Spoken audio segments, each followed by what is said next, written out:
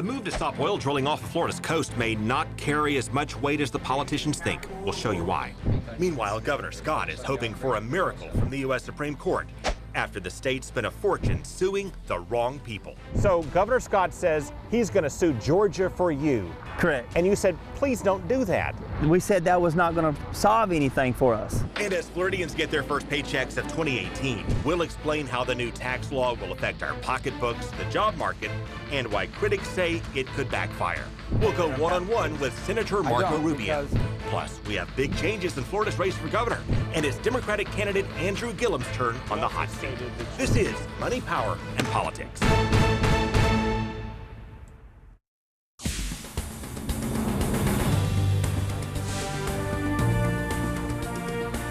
Okay, we'll start with our crystal ball for the rest of 2018 and beyond, and a look back at the calls we've already nailed. For example, we called it for St. Pete Mayor Rick Kreisman, who had been the underdog in the polls. Prediction, Mayor Kreisman will win a very close one. And we called it for Kreisman in the race before that. The next mayor of St. Petersburg tonight will be Rick Kreisman. We were also the first in the state to call the governor's race for Rick Scott. And the math is just not there for Charlie Crist. And in 2016, thanks to our team, we busted a big misconception that Hillary Clinton would win the White House. Quite frankly, my gut tells me Donald Trump will win the state because I believe the turnout is stronger on the Republican side. While Trump trailed in most of the polls, our pollster Matt Towery, who now ranks among the most accurate in the nation, called it for Donald Trump on our show 5 days before the election. Beyond that, we also predicted that the plan to replace Obamacare would fail in 2017, while tax reform would succeed.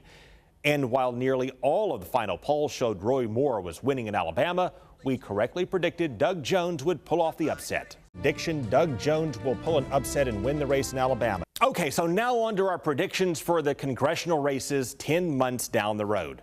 Bottom line, House Republicans are going to get walloped because Democratic voters will be more energized and motivated.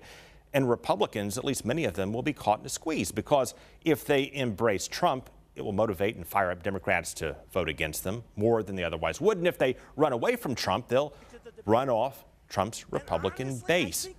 In a typical midterm election, keep in mind the president's party typically loses more than 24 seats in the House.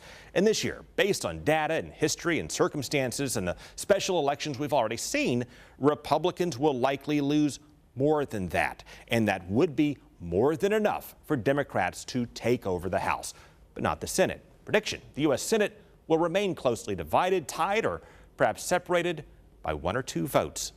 Meanwhile, nothing will come of all that talk about the president's health and the 25th Amendment. However, Robert Mueller's investigation will conclude and will likely include matters of obstruction of justice. Many Republicans won't buy it. Democrats will. Meanwhile, don't put too much stock in all that talk about Oprah Winfrey running for president, at least running against President Trump, because history and circumstances are working very much against her. Remember, voters tend to pick the next president or the next president's challenger based on what critics find lacking in the president that we have. President Obama is a good example of that. Remember how he got kicked around like a soccer ball by Congress for years and then struggled with the optics of the office? It's not something that that always comes naturally to me. Remember how he shared a limp arm with the dictator of Cuba and how he came across as aloof and lacking passion? Why can't we take out these bastards? Well, Jim, I just spent the last 3 questions answering that very question. Well, his detractors wanted an opposite, a firebrand who projected strength, and they certainly found it in President Trump. They replaced a community organizer turned politician with the opposite, an outspoken business mogul with no prior experience in government, an outsider.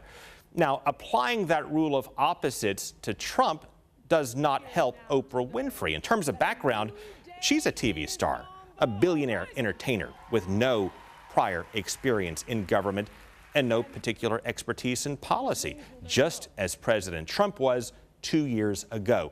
Bottom line, key point here, voters who want something different tend to look for something different. Now, we're going to roll out more predictions in the coming weeks, and we will focus on Florida's race for governor and put the candidates from both parties to the test. And tonight it's Democrat Andrew Gillum's turn. But first, here's a look at how the race for governor in Florida is shaping up. Well, as you remember, a few weeks ago, the president tweeted support for me as a candidate for governor of Florida. President Trump called Congressman Ron DeSantis a brilliant young leader who would make a great governor of Florida. And with that, the Central Florida congressman and Tea Party favorite got quite a boost in the Republican race for governor. But Commissioner of Agriculture Adam Putnam has a fortune in campaign money and the early lead. A Gravis poll 2 weeks ago showed Putnam leading DeSantis by 11 points. House Speaker Richard Corcoran, by the way, will likely jump in the race after the 60-day legislative session, which started this week. Meanwhile, in the Democratic race, with John Morgan out, Gwen Graham appears to be the new frontrunner. But former Miami Beach Mayor Phil Levine and Tallahassee Mayor Andrew Gillum are both making some noise, and Orlando businessman Chris King is also ramping up. The Democratic race could turn on a dime because most voters don't yet know much, if anything, about the candidates. And on that note, we're putting all of them to the test, and tonight is Mayor Gillum's turn. Please welcome Tallahassee Mayor Andrew Gillum, candidate for governor, running in the Democratic race. Your second time in the hot seat. Thank you for joining us. Yes, it's great to be here with you, man. Second time in the hot seat. You're right. I want to hear your specific plan for fighting sexual harassment in the Florida legislature. What specifically would or could you change given the chance? There ought to be a set-aside committee chaired, and I think a bipartisan one, quite frankly, where folks are able to make sure that those complaints are followed up with. The House Speaker would say he's already enacted reforms right along the lines of what you've called for. Well, the House Speaker, I want to give him compliments. I think he was one of the first to speak up in this situation. He didn't wait for additional public environment and pressure to build. He stood by his values and made that clear. Unfortunately, in the Senate, they've been a little bit more slow to act. Meanwhile, your city is also under a separate FBI investigation looking into possible corruption. Is there a lapse in management that could have caused that to happen? Well, I'll tell you, again, I think it goes back to something much more basic and fundamental, and that's how you act. You don't take things that aren't yours. You don't act outside of what is ethically right and what is legally right. Now, while we don't know all the details to this particular investigation, what I can tell you is in my 15 years of service in the Tallahassee City Commission, we haven't had an elected official so much as found accountable or guilty of an ethics violation, let alone a criminal probe.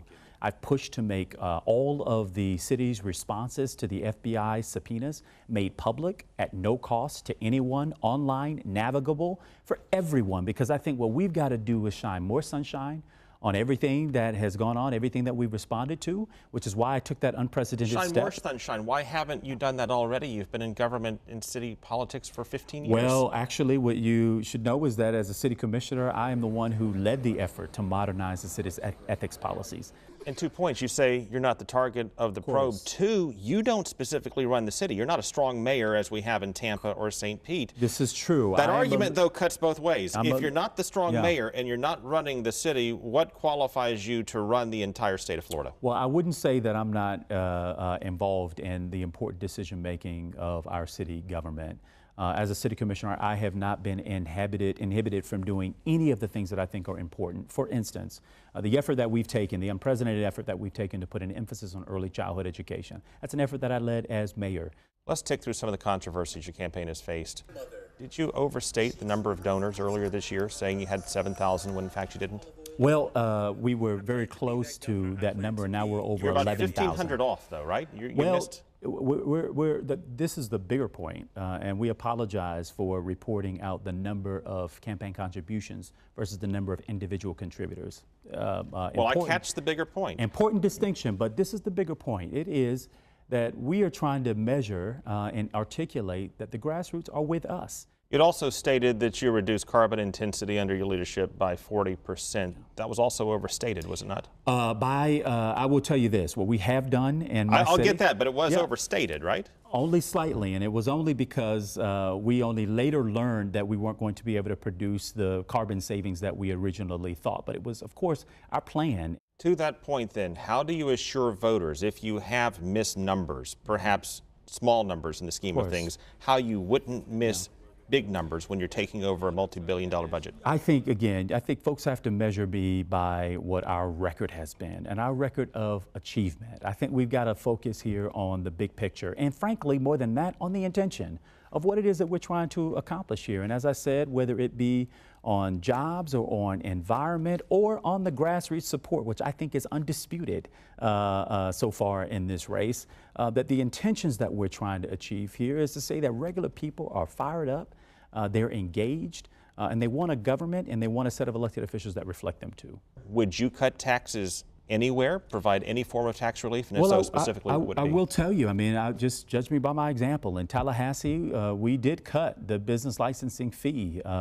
We also made a commitment to our growth and development community that if they were going to invest and grow businesses in our community and they were going through the permitting process, if we did not meet the timeline and objectives of getting those things approved, that we will reimburse the fees for those individuals. I'm not without consciousness on how it is that we make sure that we create a thriving environment where business is able to operate, be able to create jobs, and put people to work. So but extend that to leadership of the state. Yeah. Where would you provide tax relief? What specifically would you cut? Well, I will tell you, tax relief is relief, and the way that it has been undertaken in this state has been wholly unnecessary, and in my opinion, has been completely in the wrong direction. So under Governor Gillum, there would be no tax cuts.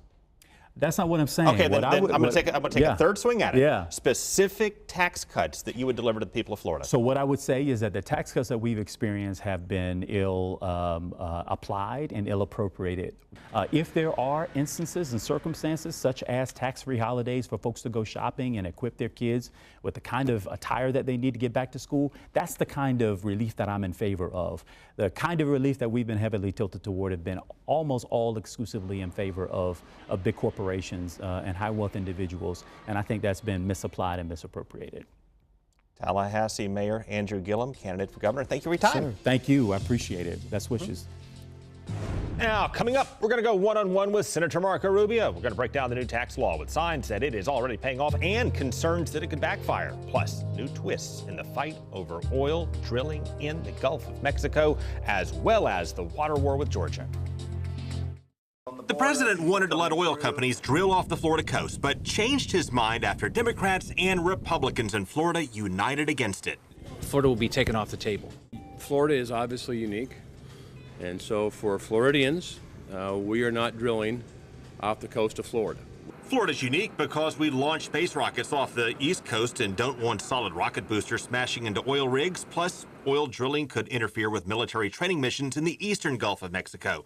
Plus, we have more beaches than any other state, making our economy far more dependent on beach tourism. And as we saw from the Deepwater Horizon disaster, a spill could crush jobs. Oil on beaches is a killer of our economy. Senator Bill Nelson has been fighting this battle for years, but Interior Secretary Ryan Zinke gave Nelson's likely challenger, Governor Rick Scott, credit for changing the president's position. What was the deciding factor in taking Florida off the table? What shifted your opinion? The governor. And with that, the Trump administration gave Florida a pledge to hold off oil drilling off of our coast. But this does not mean Florida won the battle over oil drilling overall. This pledge through 2024 will likely undermine the push in Congress to pass a permanent moratorium for Florida. And remember, pledges are not bound by law. And as we've seen through history, they can and have been easily broken. Read my lips. No new taxes. Then George Bush signed the second biggest tax increase in American history. If you like your doctor, you will be able to keep your doctor, period. They might end up having to switch doctors. We will keep this promise.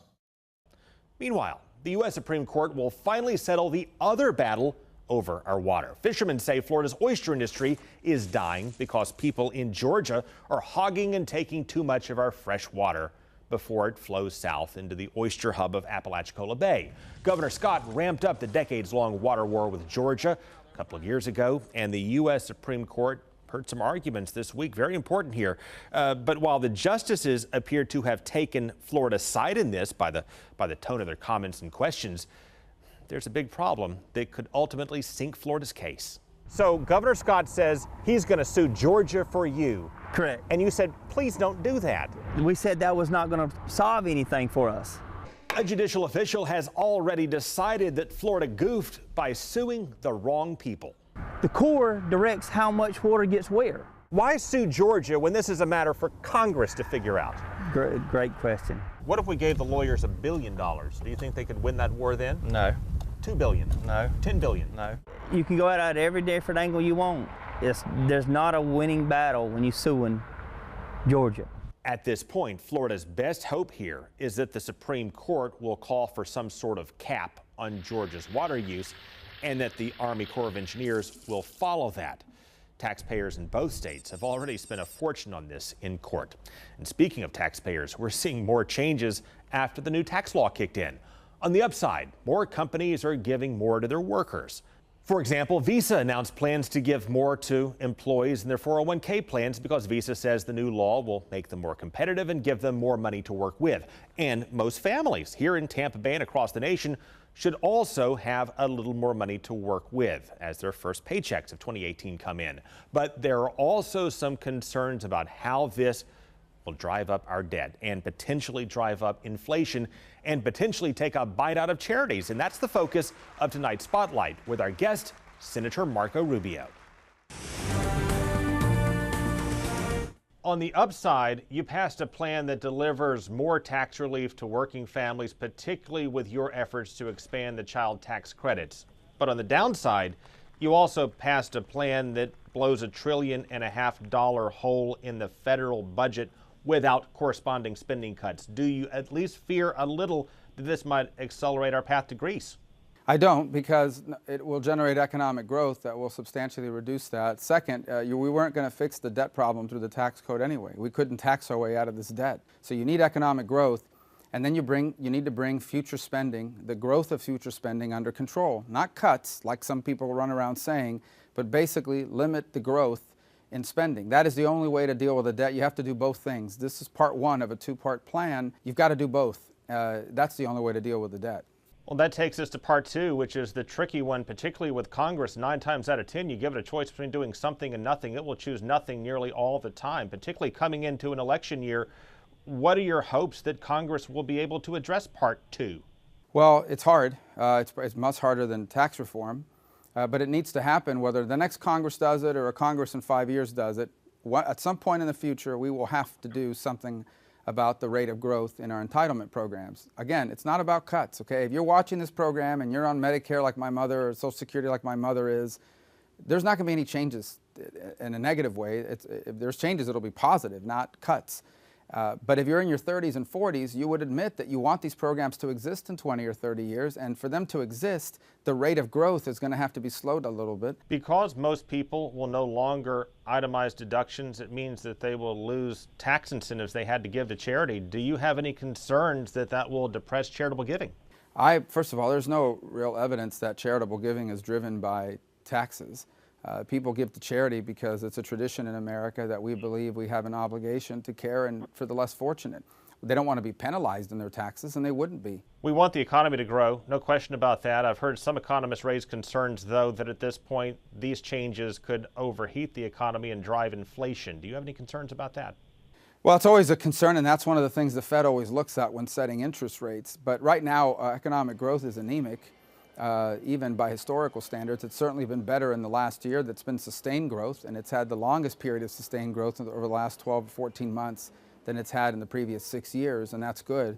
But when you asked about the debt earlier, America needs to be growing at 3.5% to 4% on a sustainable basis, and that hopefully will be reflected in higher wages. That's the bigger problem. It's not the growth number, it's that wages are not growing as fast as they need to be. So we've got to figure out a way to get more people trained or trained up so that they can get these better paying jobs and get wages to climb. Senator Rubio, thank you for joining us. Thank you. Now, coming up, these two Senate leaders got busted having an affair, and the way this came to light could make some other lawmakers squirm and worry about more revelations yet to come.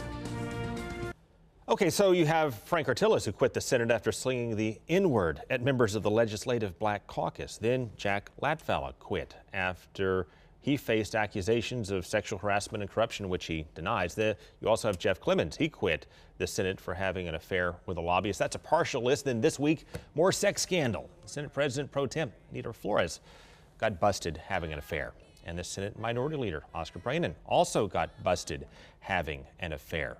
They got busted at the same time because they were having an affair with each other. And this is adding to a growing list of controversy and trouble for the Senate. And some of this stuff is coming to light because somebody hired a private eye to secretly record state lawmakers and where they go and where they sleep, which brings us now to a little advice from House Speaker Richard Corcoran.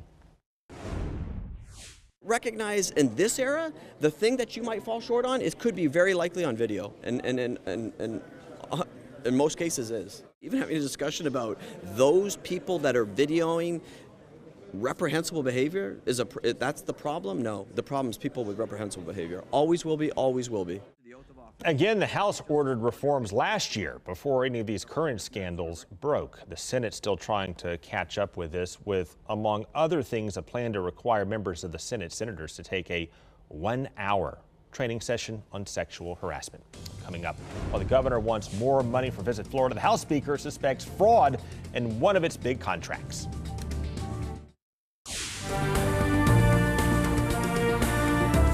We had a striking vote this week in the Florida House of Representatives. Take a look at this. You have Visit Florida, which helped fund a cooking show with Emeril Lagasse in Florida.